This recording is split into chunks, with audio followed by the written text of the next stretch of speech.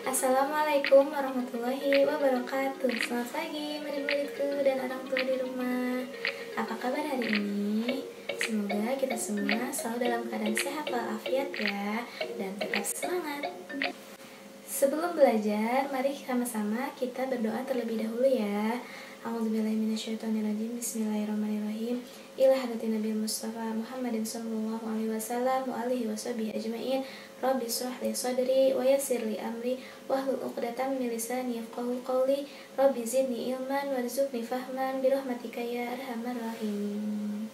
Pada pertemuan sebelumnya, kalian sudah mengetahui apa itu jenis, sifat, karakter, dan teknik pengolahan kerajinan tekstil. Nah, pada hari ini Umi akan membahas mengenai materi yang ada pada kompetensi dasar 3.2, yaitu memahami pengetahuan tentang prinsip perancangan, pembuatan, dan penggunaan kerajinan tekstil. Tujuan pembelajaran kali ini yaitu agar kalian memahami pengetahuan tentang prinsip perancangan, pembuatan, dan penggunaan kerajinan tekstil. Materi ini bersumber dari buku Prakarya 1 yang ditulis oleh Barmin. Pada prinsip perancangan terdapat 5 tahap. Yang pertama adalah menentukan ide. Misalnya kalian akan membuat suatu kerajinan tangan dari flanel. Ide pertama adalah membuat gantungan kunci, yang kedua adalah membuat tempat pensil, dan yang ketiga adalah membuat tempat HP.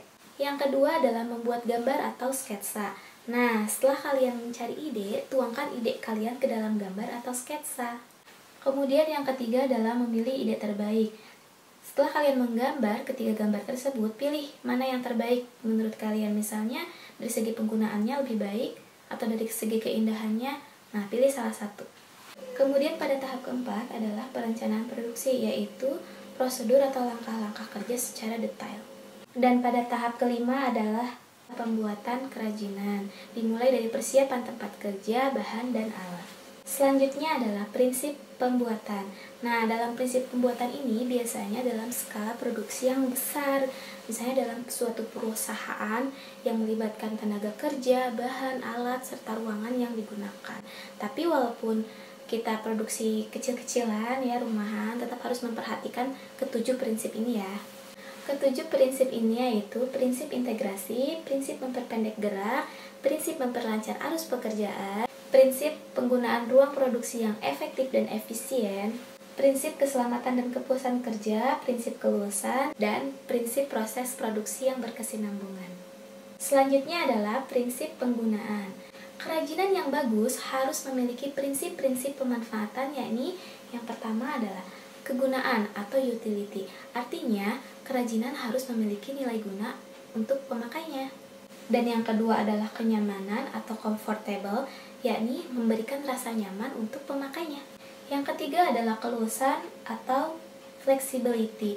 Artinya, kerajinan yang kalian buat itu fleksibel, bisa digunakan sebagai benda hias atau benda pakai. Yang keempat adalah safety atau keamanan. Artinya tidak membahayakan bagi pemakainya.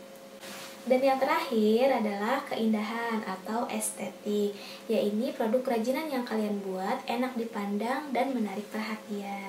Jadi kesimpulannya adalah ketika kita akan membuat suatu produk kerajinan tangan, kita harus memperhatikan 3 tahap pokok dalam proses pembuatannya, yaitu proses perancangan, pembuatan, dan penggunaan.